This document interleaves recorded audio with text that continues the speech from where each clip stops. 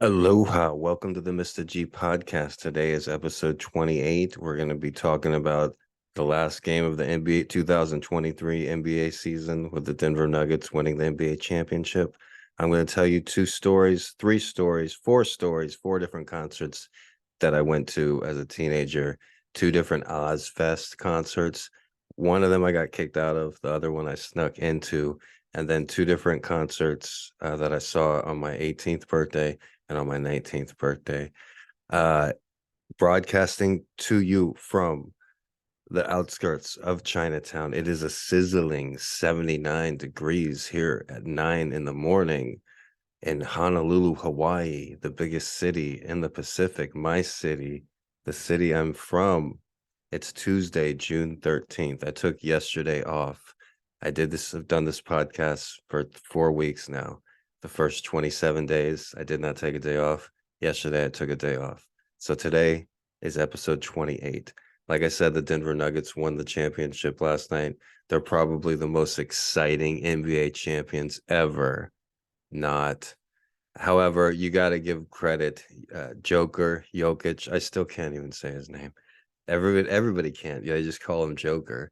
Joker as a great all-time great. Watching him play as unlike any other NBA player. And what's going to be remembered is how when the game ended, instead of celebrating, instead of banging his chest, he took the really good sportsmanship route of shaking all of his opposing team members of the Miami Heat's hands and congratulating them. He's a team player. He gave his team credit the whole time. And Denver Nuggets have won their first NBA championship after 48 years of trying, almost half a century of trying, and they won a championship.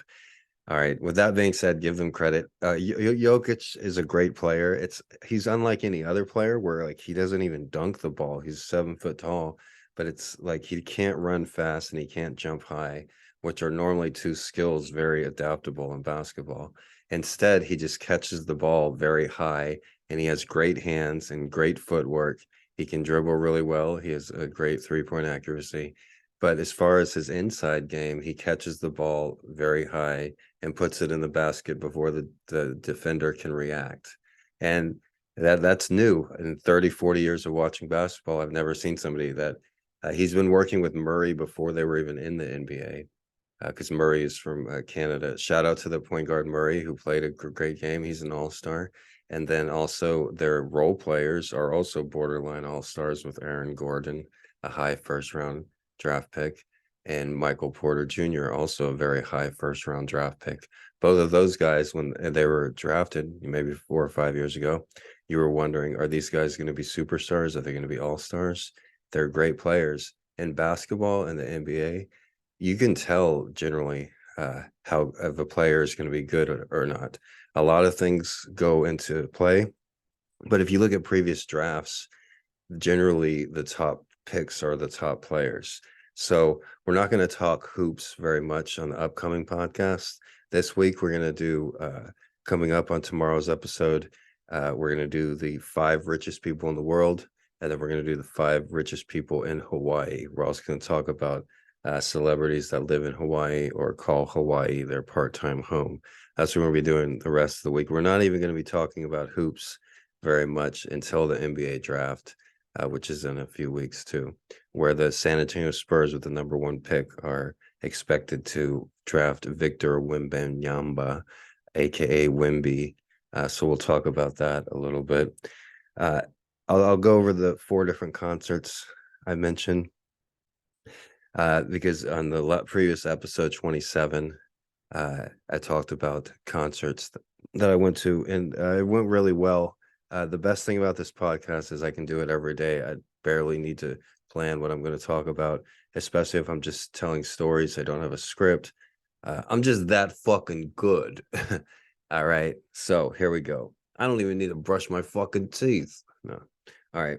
Especially if you're listening, which reminds me, listen to the Mr.G podcast at work, while you're cleaning the house, while you're working on the car, while you're riding on the bus, because the Mr.G podcast is just like any other podcast. You can get it at your motherfucking podcast spot, whether that be Apple Podcasts, Spotify Podcasts, Google Podcasts, iHeartRadio podcast, all of the podcasts. So pull up Mr.G Hawaii podcast, Gregory Brandt, and take a listen to the next episode. Doing this every day. Like I said, I started 4 weeks ago. I didn't take a day off for the first 27 days. I took a day off yesterday, but here we are, day 28 again, and I'm well rehearsed. I'm well relaxed. I'm well rested.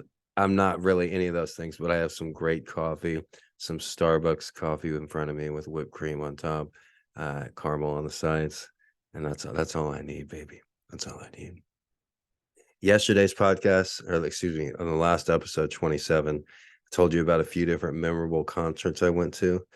Today I'll tell you about two Ozzfest concerts, and then two concerts on my 18th birthday and on my 19th birthday.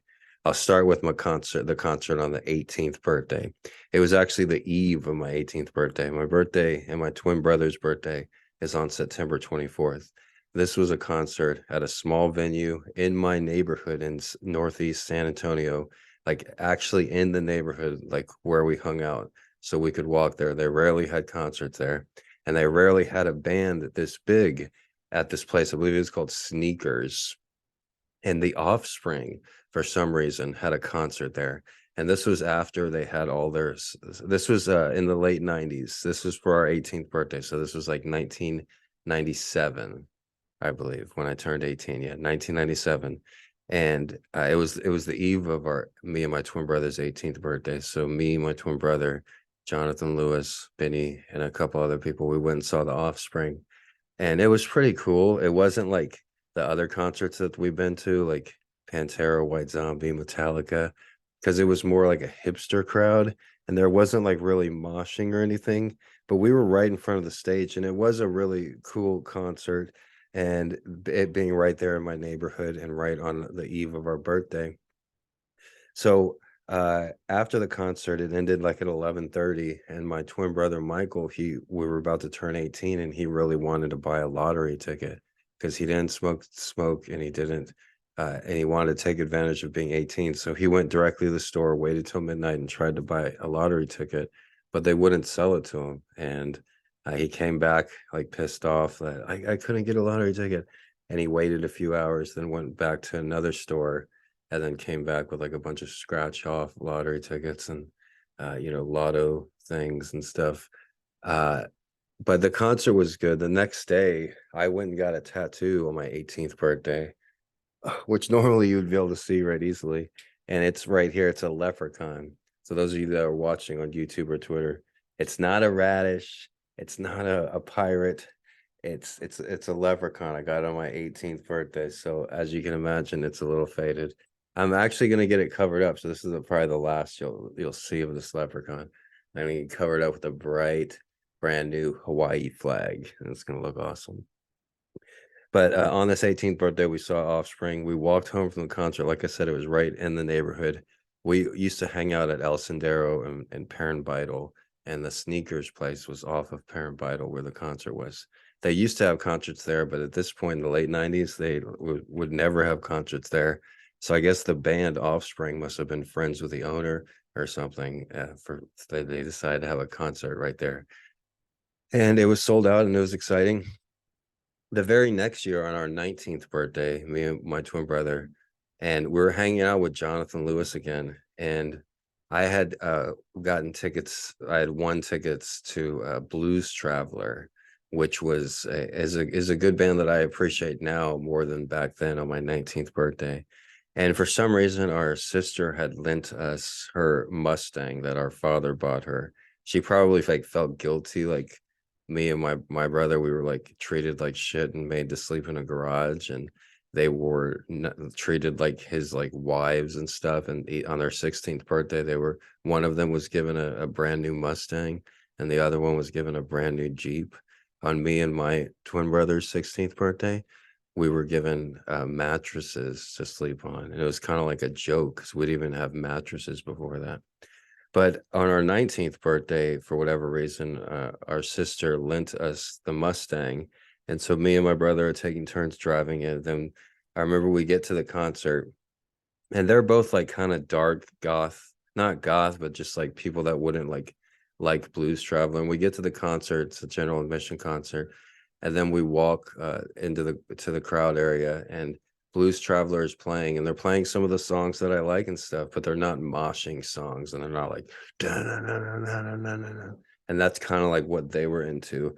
And I remember getting there, and I remember that right seeing this couple dancing, and they were dancing to like one of Blues Traveler songs, and like the guy did a little turn and she did a little turn under his arm and everything. And then Jonathan and Mike were like, this is dumb. Let's get out of here. And then so we left, and we didn't even take advantage of having the tickets or going to the concert. And now I really like Blues Traveler, and they have a couple songs that I really enjoy.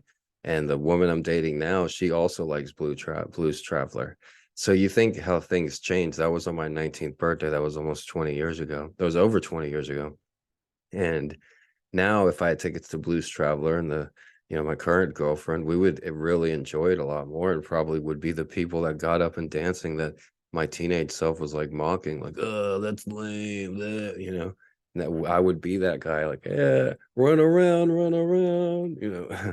but yeah, so it shows how things change, people change, and even though the music is the same, you might not be the same person that you were when you originally heard it.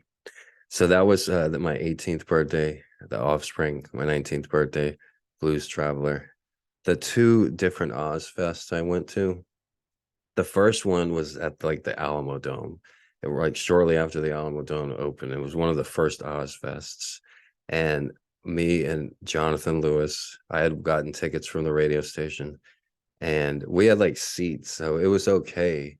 And we went and we saw the first band, which was Power Man 5000, and they were known for like having Rob Zombie's little brother as the lead singer. And so we sat and watched them, but we were in the seats, and it's kind of like, oh, there's not like standing around moshing with people and stuff. And right before we had gone there, we had stopped at Planet K, which is a notorious pipe store, bong shop in San Antonio, the conservative ass San Antonio. So Planet K has like always been like where rebels go. And so we stopped at Planet K, and we got like some new pipes, and he got like a mini bong. And we had like a little bit of a bag of weed. And then so the Alamo Dome was like inside, so we're like, oh well, we shouldn't smoke in here. So we went outside and we just leaned against the wall, and it was a concert, and it was the Ozzfest. And we had smelt weed at other spots around the venue. And so we're just like, fuck it, it's just weed. So the second we loaded a bowl and started smoking it, a cop rides up on a bike, and he's just a prick, and he immediately just takes our stash, takes our pipes, and kicks us out of the concert, no questions asked, nothing. And I think I don't remember if I had gotten the tickets from a radio station or somebody actually had bought them, but I remember feeling very upset and like gypped. Like these tickets were $50 each or something like that. And in 1998. And so we're like, damn, look, we got to see one band. And I think Marilyn Manson was playing, and a few other bands that we never ended up getting to see because we got kicked out. So fast forward a few years later, and Ozfest is here again, except it's at an outdoor venue at Retama Park. And this time I don't have tickets, but I'm hanging out with like these actual metal guitarists, and I was hanging out with them for like a few weeks, like spending the night at their house, playing cards with them, drinking with them, and they were total goth Black Sabbath lovers, right? And me and the guitarist, and none of us had tickets, but me and the guitarist were like, fuck it, let's just go, we'll just sneak in. It was right down the street in Retama Park in Selma.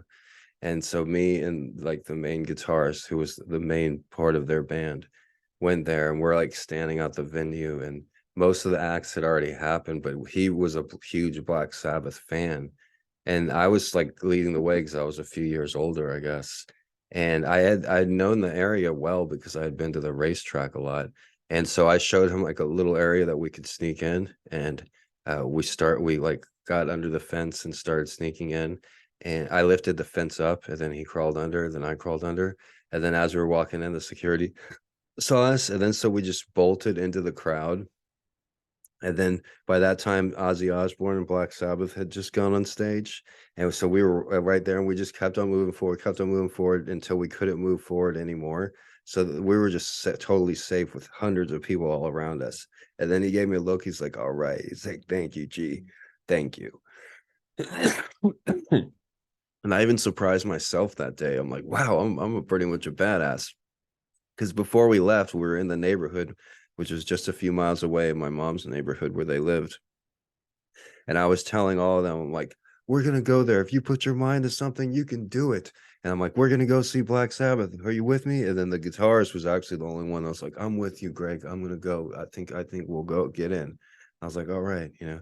And then we went there and we ended up sneaking in. And I'm not condoning sneaking into concerts because now I see videos on YouTube of people sneaking into concerts. I'm like, get off, that's wrong. Get off my yard. You should pay for your tickets. And they're just running in. How could you do such a thing? But then 20 years ago, I'm the one that's like, hey, let's just run in. So those are 4 different concerts that I've been to. On the previous episode, I went through on episode 27. I told you about a few more concerts. I'll tell you about one more concert, and it's sincere to my heart, and it was Alanis Morissette. Just because I love Alanis Morissette, no, it's because the people that I was there with, some of them are no longer alive, and also my girlfriend at the time. I should have been a little bit. I treated her more maturely at the end, but me and Benny's girlfriend Stephanie and my girlfriend Shanessa, we went and saw Alanis Morissette in Austin when we were all living in San Antonio, and for the Jagged Little Pill tour when Alanis Morissette was like the shit. We were driven there by Benny's dad, and Benny's dad had Benny when he was in his late 60s. Benny's dad was born in 1917. His name was Benny Woodrow McGee, and he got the middle name Woodrow because Woodrow Wilson was president when he was alive. So that's how old he was. He was born in like 1917 during the Woodrow Wilson administration. And then he had his son Benny, who also was named Benny Woodrow McGee, and he got the name Woodrow from the same reason. And so his dad gives us, it's a double date, I guess, Benny and his girlfriend and me and my girlfriend. And then we give a ride to Austin from San Antonio to Retama Park.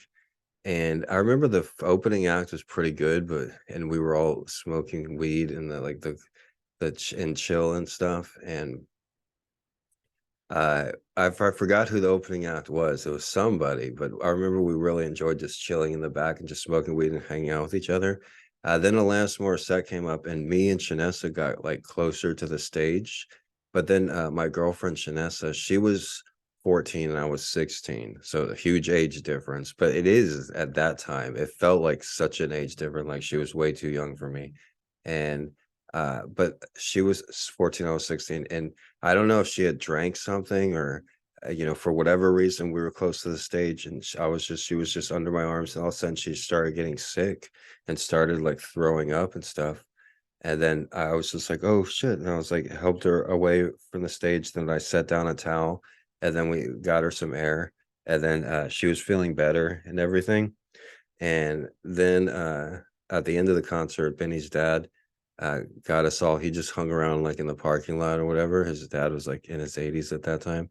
And he picked us all up. Then he took us to a Denny's and he bought us all Denny's food. And I was so hungry and so grateful for that. And so was Shanessa because neither of us had money. And it was really good, but I was staying at Jonathan's at the time. I had like a garage apartment, and when we went back, I had Benny's dad drop Shanessa off at my garage apartment, and then I went and hung out with Benny like a dumbass. Like I'm gonna hang out with Benny instead of my girlfriend, and then my girlfriend walked in the middle of the night through a bad neighborhood from my garage apartment to Benny's house, and she was just like, "Why did you, just leave me or just ditch me?" And then I felt really bad. Then I walked her back to my garage apartment and we stayed there for a little while. But I really regretted, like, what was I thinking? Like, why did I leave her alone? And I had no idea the world was as dangerous as it is. I wasn't aware of that. And looking back, it is kind of significant because Benny is no longer alive. He passed in his late 20s a few years ago due to an accidental.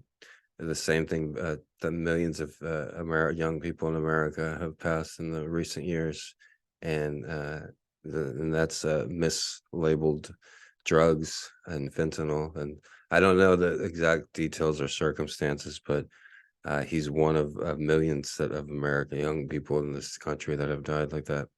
And his dad has passed too. His dad was born like in 1917. So even if his dad was alive, he'd be like 106 or something. But of course, his dad is gone. And Shanessa always had issues of her own. She came from a horrible family and stuff. And I hope that she's around, but you can't guarantee it. And I've tried to look her up online a few times, and I was unsuccessful.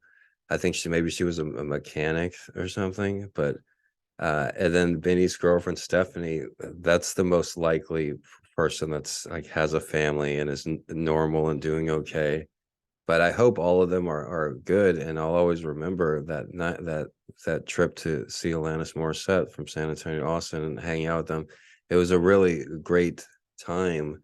And but looking back, it's like, well, what happens if I'm the only one left? If everybody else has passed, like, did it even happen? Like, is that memory the only memory of that is me being alive, thinking about it and talking about it on this podcast? But I mean, it happened, and if I don't mention it or if I don't tell anybody, then I just die with that beautiful day and hanging out on the beautiful date, that double date. And it's just it's tragic in a way that uh everything there's a great quote in the famous sci-fi movie, but it's our memories are just like dream are just like our tears that just vanish. And Billy Bob Thornton wrote a great autobiography, and in his autobiography, he talks about the moment he found out his brother died, because he had a brother that he was very close to, and from what Billy Bob Thornton says, his brother was very funny and very smart and very kind, and everybody liked his brother, and his brother was just an awesome dude. Everyone wanted to be around him. And he says the second that he found out that he died, a part of Billy Bob Thornton died, and he said that he'll never be truly happy after hearing that news, because his brother was just that good of a person. And he says that I don't want to be truly happy because it wouldn't be fair to him. And I actually have a twin brother, a fraternal twin brother, but my fraternal twin brother isn't the greatest guy I've ever known. And when I think about that quote, I actually think about my friend Benny. And Benny is no longer with us, but uh, Benny was like the best dude that anybody could ever be around, and everybody wanted to be around Benny. Benny would make everybody feel like that they're the most important person in the world. And a lot of good qualities that I have come directly from hanging out with Benny. So,